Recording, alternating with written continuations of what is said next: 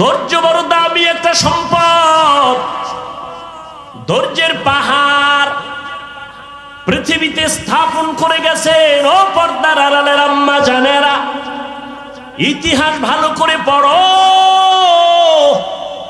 কয়েকদিন আগে আম্মা জানদের ধৈর্যের পরীক্ষা গেল।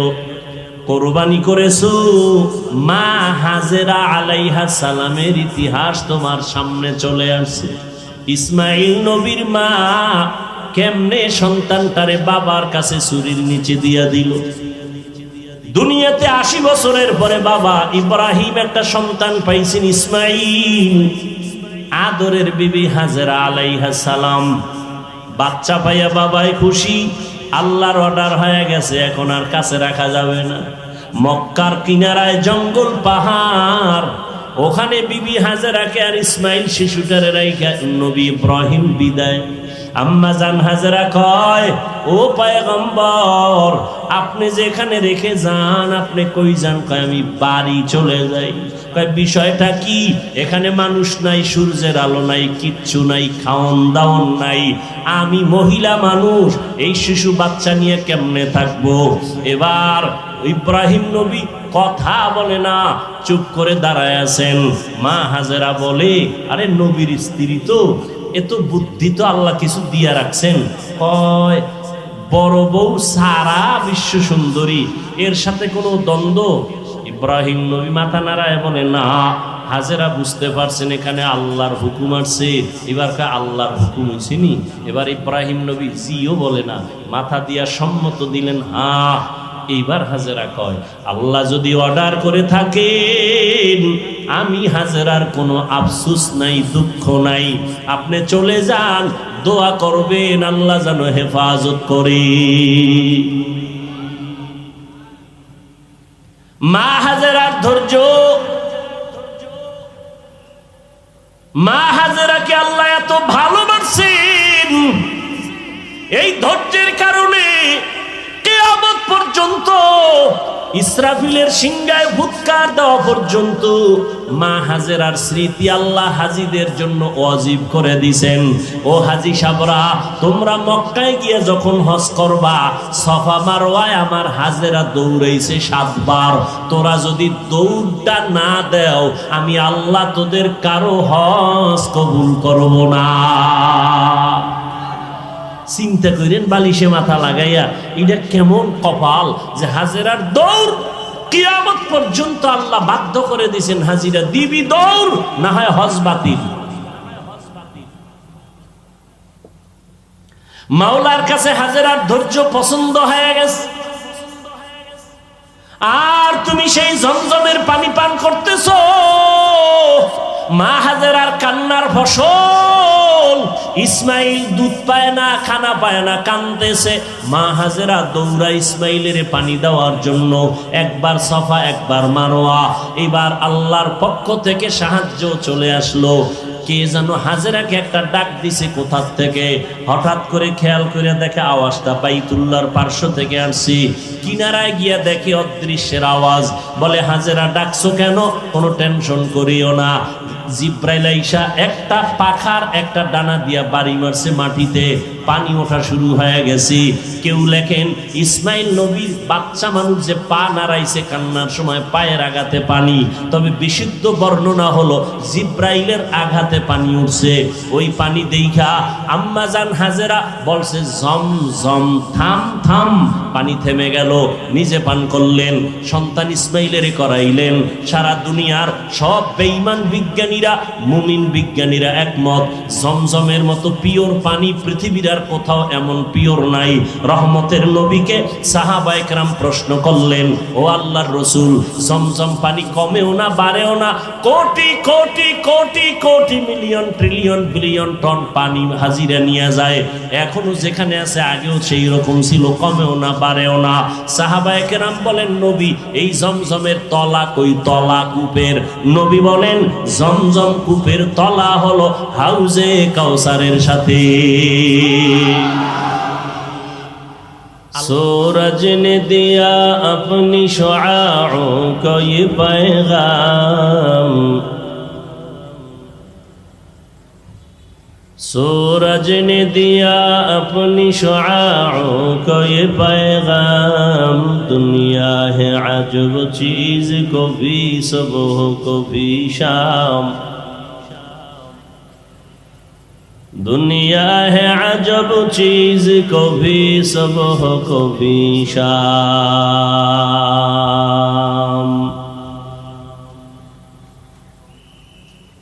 दुनिया में हो दुनिया का तलबगार नहीं हो, दुनिया में हो दुनिया का तलबगार नहीं हो। बाजार से गुजर हो खरीदार नहीं हो, बाजार से गुजर हो खरीदार नहीं हो।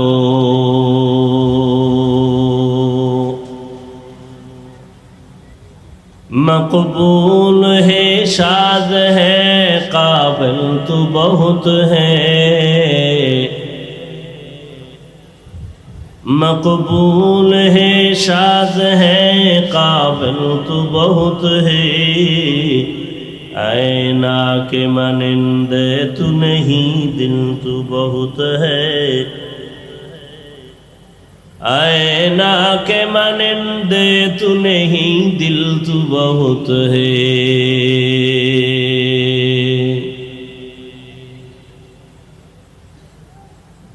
অধ্যকার ওয়াজ ও দোয়ার মাহফিল 9 জুলাই 2024 রাজুরিয়া উচ্চ বিদ্যালয় মাঠ প্রাঙ্গণে আয়োজিত মহতি এ মাহফিলে উপস্থিত মোহতারাম সম্মানিত সভাপতি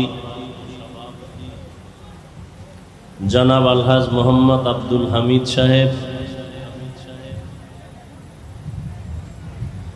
প্রধান অতিথি জনাব আলহাজ সবুজার সিদ্দিক সাগর সাহেব মেয়র মহোদয় সহ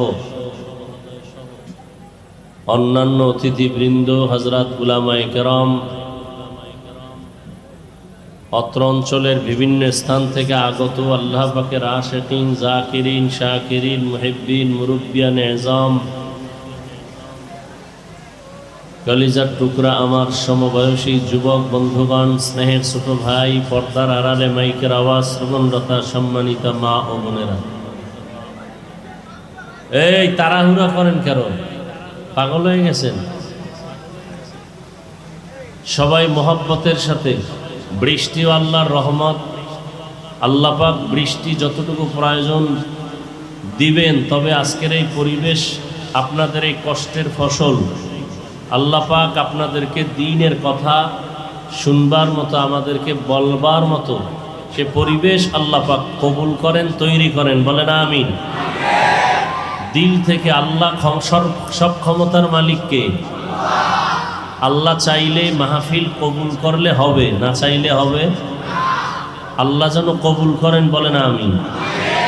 দিল থেকে মোহাব্বতে জবান খুলে আমার সাথে সাথে দোয়াটা পড়েন, বা আমি পড়ি, আপনারা আমিন বলেন। আল্লাহুম্মা হাওয়ালাইনা ওয়ালা আলাইনা, বলেন আল্লাহুম্মা আমিন। আল্লাহুম্মা হাওয়ালাইনা ওয়ালা আলাইনা, আল্লাহুম্মা হাওয়ালাইনা ওয়ালা আলাইনা, আল্লাহুম্মা হাওয়ালাইনা ওয়ালা আলাইনা, আল্লাহুম্মা হাওয়ালাইনা ওয়ালা আলাইনা, আল্লাহুম্মা হাওয়ালাইনা ওয়ালা আলাইনা, আল্লাহুম্মা হাওয়ালাইনা ওয়ালা আলাইনা। আল্লাহ কোরআনের বরকতে, মাহফিলের বরকতে বৃষ্টির থেকে শেষ পর্যন্ত আমাদেরকে হেফাজত করেন। প্রতিকূল আবহাওয়াকেও আমাদের অনুকূলে এনে দিয়েছেন, আল্লাহ দয়া করেছেন, এবং হাজারো লাখো মানুষের মধ্য থেকে বাছাই করে পৃথিবীর এক শ্রেষ্ঠ মজলিস, উলামায়ে আহলে হকের মজলিস, গুনাহ মাফের মজলিস, তওবা কবুলের মজলিসে আমাদেরকে আল্লাহ আসা বসার তৌফিক দান করেছেন। নেয়ামতের শুকর আদায়ার্থে দিল থেকে জবান খুলে মহব্বতে পড়ি আলহামদুলিল্লাহ। দরুদ ও সালাম সৈয়দুল মুরসালিন, রাহমাতুল লিল আলামিন, শফিউল মুজনিবিন, খাতামুন নবিয়্যিন, সৈয়দুস সাকালাইন, ইমামুল মুরসালিন, শফিয়ে আজম, রসুল আকরম, রহমতে আলম, নবিয়ুল আরব আল আজম, হাবিবে কিবরিয়া, আশরফুল আম্বিয়া, সৈয়দুল আম্বিয়া, শফিয়ে মাহশর, সাকিয়ে কৌসর, आका-ए नामदार, मदीना का ताजदार, आफताब नबूवत, फ़ख्र मौजूदात, सैयदुल मखलूक़ात, हज़रत मुहम्मदुर रसूलुल्लाह सल्लल्लाहु अलैहि वसल्लम पढ़ले आपनादेर कोनो गजब आसबे ना गुनाह होबे?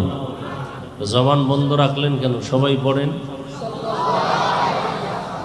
আবার পড়েন, আবার মোহাব্বত লাগায় পড়েন। একবার পড়বেন, 3টা পুরস্কার আল্লাহ দান করবেন। 1 নাম্বার পুরস্কার, জিন্দেগির আমল নামা থেকে 10টা গুনাহ মাফ হয়ে যাবে। কয়বার পড়লে? তাহলে যদি প্রতিদিন 100 বার পড়েন, 10টা গুনাহ মাফ হবে একবারে, 10টা নেক যোগ হবে। আল্লাহর দরবারে মর্যাদা 10 গুণ বেড়ে যাবে। অতএব বেশি বেশি দরুদের আমল করবেন। জীবনে চালাকি তো আর কম করেন নাই। বহু চালাকরা করোনায় চলে গেছে, বহু বাহাদুর সব মাটির সাথে মিশে গেছে। অতএব চালাকি বাদ দিয়া আসল জিন্দেগির জন্য কিছু কিছু সঞ্চয় করেন, কাজে লাগবে। কই কোরআনের বিরুদ্ধে, নবীদের বিরুদ্ধে, সাহাবায়ে কেরামের বিরুদ্ধে, ইসলামের বিরুদ্ধে, মাদ্রাসার বিরুদ্ধে এই ষড়যন্ত্র শত্রু আগেও ছিল, এখনো আছে না নেই? বলেন। এরপরও কি আল্লাহর কোরআনকে বিদায় করতে পারছে কেউ? তাহলে এত টেনশন কেন?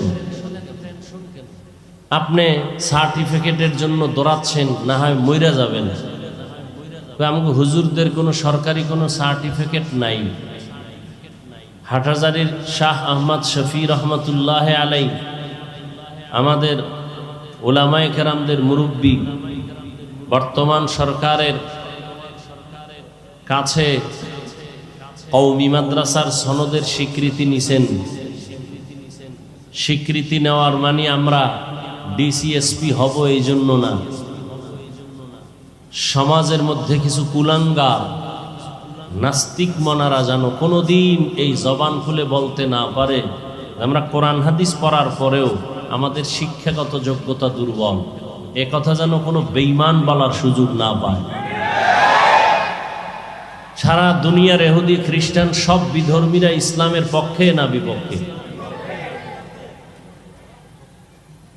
সমস্ত দুশ্মন বিধর্মী ইসলামের বিরুদ্ধে। এমনকি মুসলমানদের মধ্যে বহু মুনাফিক আছে, তাদের পক্ষে, খুব বেঈমানদের পক্ষে কাজ করে, ইসলামের বিরুদ্ধে ষড়যন্ত্র করে। এরপরও কি মাদ্রাসা বন্ধ হয়ে গেছে? কোরআনের আওয়াজ বন্ধ হয়ে গেছে? হুজুরেরা করোনায় না খায় মরছে কতজন? লিস্টি আছে কারো কাছে? আছে? রসুল 1500 বছর আগে চ্যালেঞ্জ দিয়ে গেছেন, 2 জিনিস ধরে রাখো, আমি রসুল না থাকলেও তোমাদের ঈমানও যাবে না, সম্মানও যাবে না। এক তো আল্লাহর কোরআন, দ্বিতীয় আমি রসুলের রেখে যাওয়া আদর্শ সুন্নত। 1500 বছর পরে আজও এই 2 জিনিস যাদের কাছে আছে তাদের কাছে ঈমানও আছে, সম্মানও আছে।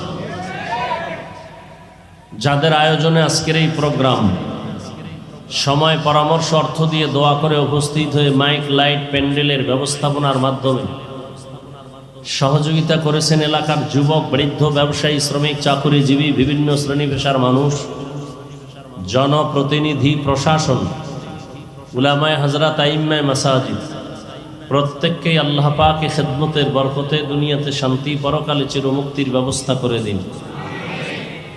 উলামায়ে কেরাম আলোচনা করেছেন, আপনারা শুনেছেন। দোয়া করি আল্লাহ পাক উলামায়ে কেরামদের কথাগুলো উম্মাহকে সহি তরিকায় আমল করার তৌফিক দান করেন। উলামায়ে কেরামের ইজ্জতকে আল্লাহ বেশি বেশি বাড়ায় দেন।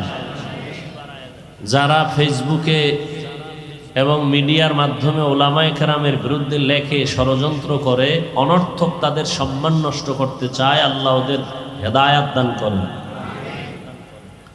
এই কথাগুলো এজন্য বললাম, কিয়ামত পর্যন্ত আর এক সেকেন্ডের জন্য নবীজি আসবেন, সত্য কথাটা স্বীকার করবেন, মানেন আর না মানেন, কিয়ামত পর্যন্ত আর কোনো দিন এক সেকেন্ডের জন্য কোনো সাহাবায়ে কেরাম আসবেন, কোনো বুখারীর ইমাম মুসলিম আসবেন, ইমাম আবু হানিফা আসবেন, ইমাম শাফিঈ, ইমাম মালিক, ইমাম আহমদ বিন হাম্বল আসবেন না। ভালো করে বুঝেন, আমাদেরকে তো আপনারা বোকা বলেন, আমরা হুজুরেরা বোকা, আসলেই আমরা বোকা, সত্যি আমরা বোকা।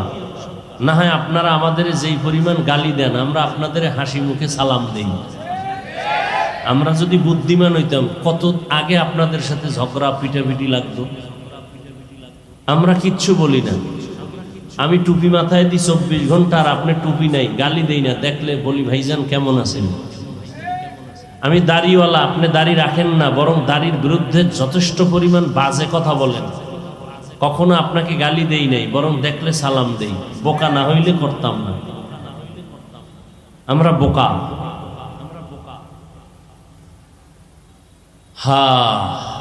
তো বোকারা কি বলে একটু শুনে যাই।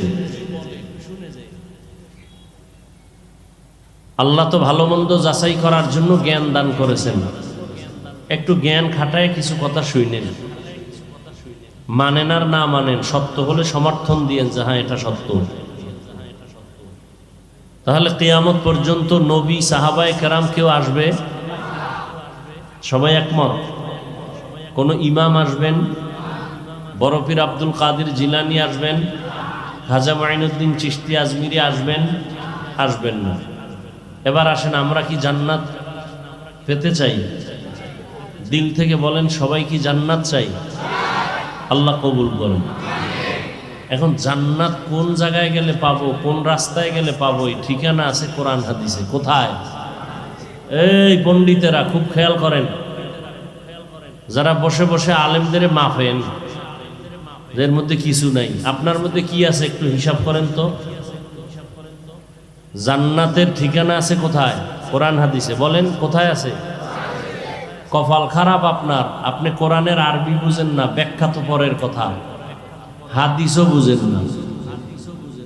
জান্নাতেও যাইতে চান, জান্নাতের ঠিকানা কোরআন হাদিসের মধ্যে, শুধু তরজমা না, তাফসীর। এই কোরআন শরীফের ওজন 250 গ্রামও হবে না, 250 গ্রামও হবে না, কিন্তু হাকিকতের ওজন কত? কেউ একবারও ভাবছেন যে এই কোরআনের একটা বিষয়ের নাম দর্শন? একটা বিষয় কি?